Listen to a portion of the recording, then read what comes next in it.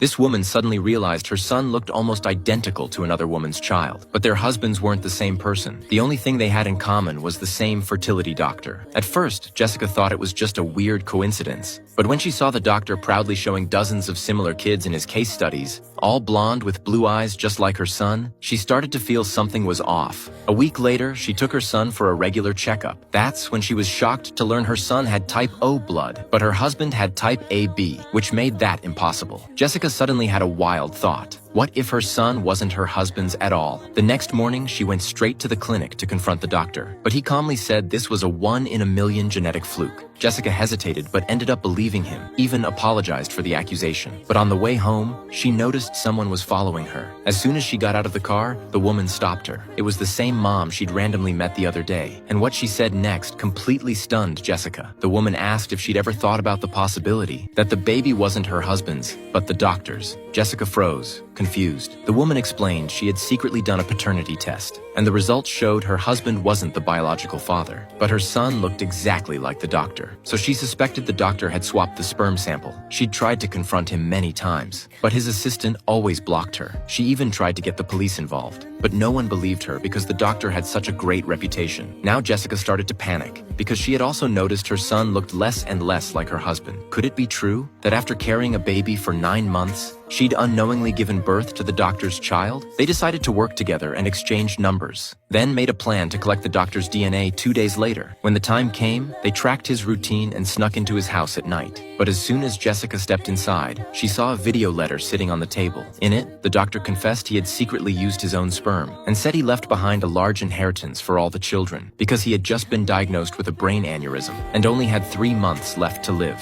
Jessica was horrified, couldn't believe how twisted he was. But just then, the doctor suddenly came home. Sarah shouted at her to grab a toothbrush for DNA. That's when Jessica snapped out of it. But it was already too late. The doctor stepped inside and immediately saw the back door wide open. He picked up a syringe filled with anesthesia.